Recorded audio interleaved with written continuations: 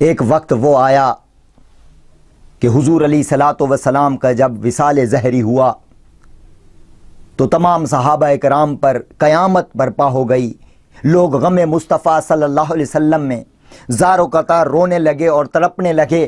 ان تڑپنے والے عاشقوں میں ایک حضرت بلال رضی اللہ تعالیٰ عنہ بھی تھے. وہ جگہ جگہ مسجد نبوی میں جاتے، گلیوں میں جاتے اور آقا کو تلاش کرتے.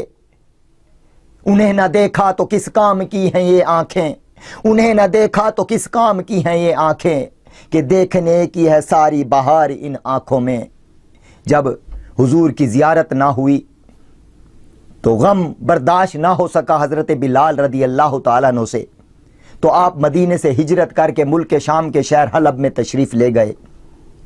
1 سال گزر گیا. ایک رات کو حضرت بلال رضی اللہ تعالیٰ نے خواب میں دیکھا آقا کے زیارت ہوئی. آقا صلی اللہ علیہ وسلم نے ارشاد فرمایا، اے بلال کیا تمہارا دل ہم سے ملنے کو نہیں کرتا؟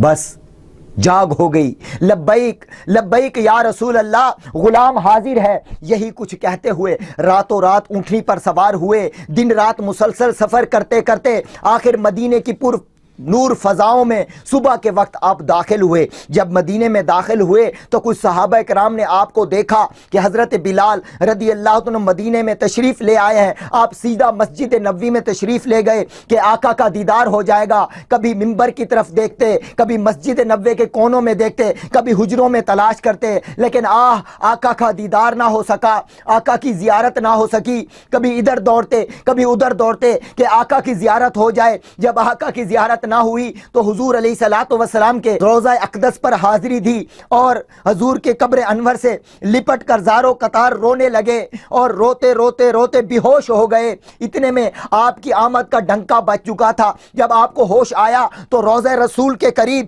بہت سارے صحابہ کرام اور ان کے بچے جمع ہو چکے تھے. ہر صحابی یہ فرمائش کر رہا تھا کہ اے بلال وہی درد بھری اذان سنا دو جو حضور علیہ الصلوۃ والسلام کے زمانہ میں سنایا کرتے تھے. حضرت بلال رضی اللہ تعالیٰ ہاتھ جوڑ جوڑ کر معذرت طلب کر رہے ہیں، حضور کے صحابہ میرے پاس اب وہ جذبہ نہیں رہا، میرے پاس وہ طاقت نہیں ہے، میرے پاس اب وہ کیفیت نہیں ہے، کیونکہ جب میں اذان دوں گا، پہلے جب اذان دیا کرتا تھا تو حضور کے چہرے کی طرف میری نظر ہوتی تھی، اب جب میں اذان دوں گا تو حضور کی زیارت نہ ہو سکے گی، مجھ سے یہ برداشت نہیں ہوگا. تو اس خدمت سے میں معذرت چاہتا ہوں، مجھ سے اذان مت سنو. لیکن لوگ پھر اصرار پر اصرار کر رہے تھے، آپ انکار کر رہے تھے. آخر کسی ایک صحابی نے دوسرے صحابی کو مشورہ دیا کہ جا کر حضرت امام حسن اور امام حسین رضی اللہ تعالیٰ عنہما کو بلا کر لے آؤ. جب شہزادے ان سے اذان کی فرمائش کریں گے تو یہ انکار نہیں کریں گے. پھر ایسا ہی ہوا،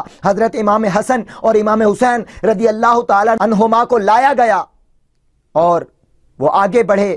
حضرت امام حسین نے بلال رضی اللہ تعالیٰ کا ہاتھ تھاما اور فرمایا، اے چچا جان آج وہی درد بھری اذان سنا دو، آج وہی اذان سنا دو جو ہمارے نانا جان کے زمانے میں سنایا کرتے تھے.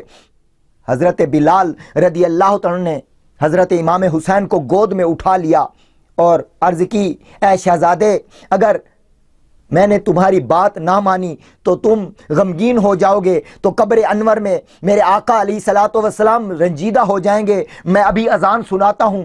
تو آپ کھڑے ہوئے اور کانوں میں انگلیاں ڈالیں اور اذان دینا شروع کر دی. جو ہی اذان کے الفاظ پڑھتے جاتے تھے غم بڑھتا جاتا تھا. اللہ اکبر کہنے لگے، اشہد ان لا الہ الا اللہ اشہد ان محمد رسول اللہ. جب اشہد ان محمد رسول اللہ پر پہنچے تو سیدھی نظر ممبر رسول پر گئی. ممبر خالی تھا، آقا علیہ الصلوۃ والسلام کا دیدار نہ ہو سکا. آپ جب دیدار نہ ہوا تو غم بڑھ گیا اور آپ نیچے تشریف لے آئے اور بے ہوش ہو گئے. ادھر آپ کی درد بھری آواز جب مدینے کے فضاؤں میں گونجی تو صحابہ کرام کے بچے اور بچیاں نکل کر کچھ تو اپنی ماؤں سے لپٹ کر یہ پوچھنے لگے کہ حضور علیہ الصلوۃ والسلام کے مؤذن حضرت بلال تو مدینے میں تشریف لے آئے، لیکن آقا علیہ الصلوۃ والسلام کب تشریف لائیں گے؟ بچے ننھے اپنے ماؤں سے لپٹ کر یہی سوال کر رہے ہیں کہ اے ابا جان، اے اماں جان، ہم نے حضرت بلال کی آواز سنی، آپ اذان دے رہے ہیں، وہ تو تشریف لائے، آقا کب تشریف لائیں گے؟